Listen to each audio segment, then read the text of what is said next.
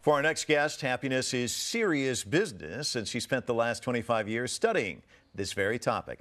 Dr. Sonja Lubomirski is professor of psychology at the University of California, Riverside.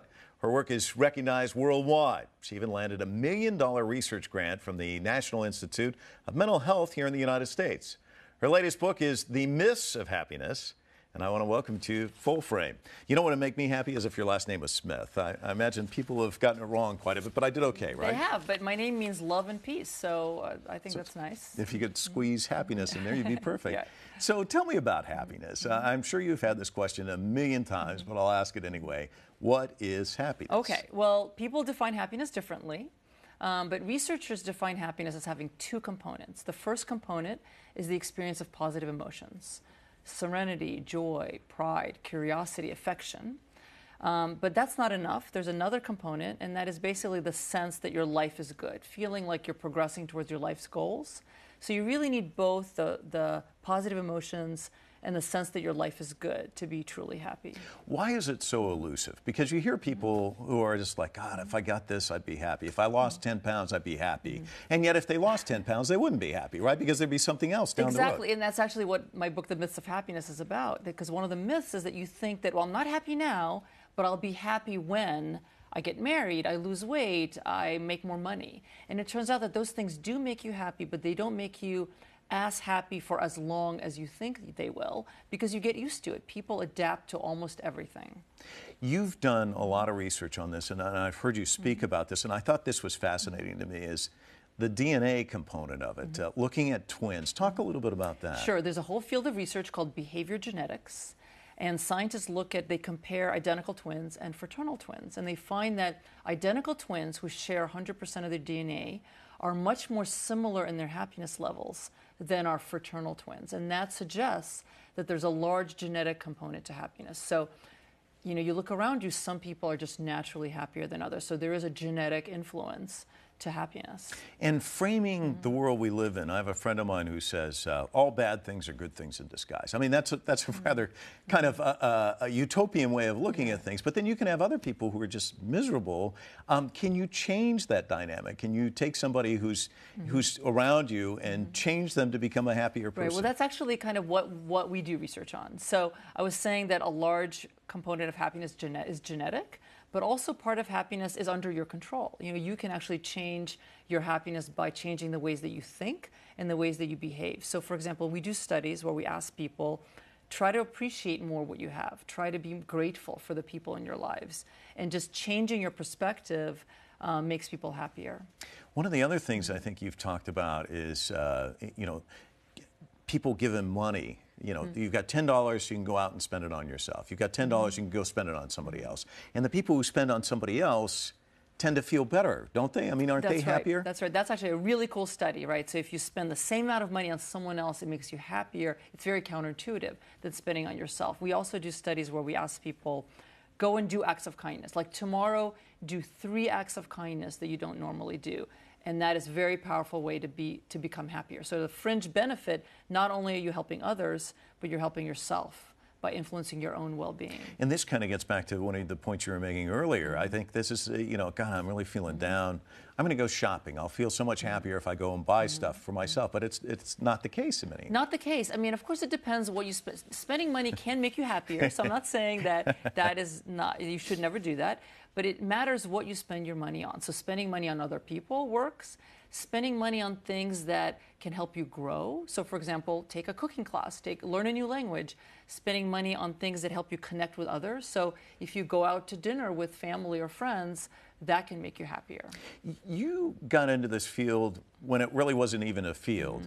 So, I mean, you almost have to kind of start from scratch, don't you? So how did you figure out, okay, this is how we're going to measure happiness. This is how we're going to go about this. I mean, you kind of had to, did you learn by design, or how did it go? Right. So my very first day in graduate school, this was 1989, so this was 25 years ago, my advisor and I started talking about, well, what is happiness and what is the secret to happiness? Why are some people happier than others?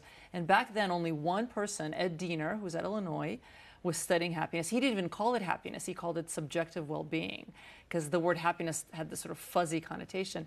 And so, you know, us and other researchers started to develop really good measures of happiness. Now, you know, economists are studying it, neuroscientists are studying it. It's become this sort of huge field. But yes, it's been kind of a long process in the making. You know, what's interesting is Google has people on staff now to try and make sure that the employees are happy. And yet I've worked at places where people were just miserable 24/7. Do you think that that's going to become a trend as we move forward, that more companies are going to think about, you know, the happiness of their employees? I think it already is a trend. And I certainly get asked to give talks at companies or consult with companies that are interested in making their employees happier, as well as their customers and clients. So I think it's already a trend. And we know that happier people are more productive. We know that happier people are more creative. They make more money. They are better negotiators, they're better leaders. So I think it's good for companies to make sure their employees are happier, not just because it's good for the employees, but it's good for their bottom line as well. So talk about the different countries. What have we found in terms of where are people happy? Sure. Well, there's different surveys and they find different things, and it depends how you measure happiness. So if you measure happiness by asking people, how satisfied are you with your life in general, then usually the Scandinavian countries, you know, Netherlands and, well, Denmark, Norway, Sweden, and then Switzerland, Netherlands, they usually come up on top.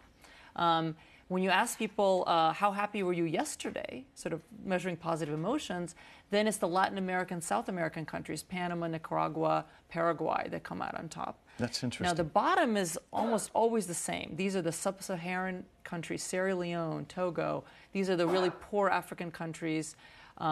Countries that are at war, that have instability, corruption. So we're talking about Sudan, Chad, former Soviet republics, Belarus, Tajikistan. So it's pretty clear sort of what factors I think are associated with happiness when it comes to the country level. What do you think is the thread when you talk about the Scandinavian countries? What are some of the things that you see there that perhaps leads to the people being happy? Sure. Well, you know, a good social safety net, social capital. So countries where people say that I have someone that I can count on are ones that are happier. That are ones that are happier. Higher GDP, so wealthier countries are happier. Countries that are democratic, that have people feel a sense of freedom and liberty, equal rights, are happier as well. Let's talk about the United States and China. Where do they land in the spectrum? Sure. Well, again, depends how you measure it. If you measure happiness in terms of positive emotion, both the U.S. and China are, I would say, in the top third of countries, maybe top 25%. If you ask how satisfied are you with your life, the U.S. tends to be very high, maybe top 10%, sometimes even top 5%. China, about half, maybe even the bottom third. But has it improved since we've seen such an explosion in economic growth? Well, counterintuitively, economic growth is not always sort of go along with increases in well-being. And so I'm pretty sure that in the U.S. and China, changes in economic growth have not sort of fueled been correlated the change with changes in well-being. You know, and that kind of gets back to some of the earlier points you were making. You know, I hear these stories all the time. Christmas rolls around, the kids get like 40 million gifts, and then they're playing with the ball of plastic afterwards. That's what, you know, thrills them. Right. And so getting tons and tons of stuff doesn't necessarily translate into happiness. That's right. It does not. Material things tend not to be associated with happiness unless they sort of get you out of poverty. Okay, so if you're poor, or if you don't have sort of basic safety and your basic needs met, then you're not going to be happy. So when you think about China, for example, if there are more people in China who have their basic needs met today than they did, say, 25 years ago, that's going to translate into more happiness. In the U.S., there haven't been that many changes with sort of the percent of people whose basic needs are met across time. Marriage, children, are there certain things that you check them off the list that, I mean, I know you've got 4 kids. I know that kids can bring you a lot of joy. They can also be maddening at times, I know. Right? Kids make me happy. So that is actually a very complicated question. We have my student, Katie Nelson, and I have a whole line of research on happiness and parenting. It turns out that parents are happier than people who don't have kids, but it depends what kind of parent you are. It depends what kind of kid you have. So if you're married, if you're relatively older, right? So young parents who don't have jobs and aren't married are not very happy. If you have kids who are very young, or teenagers, you tend not to be that happy, No, right? definitely. So it's middle ages, elementary school years, or empty nest. And obviously, if you have problematic kids, if your kids are a huge challenge, you're not going to be happier than people without kids. External forces. How much of happiness can we really control?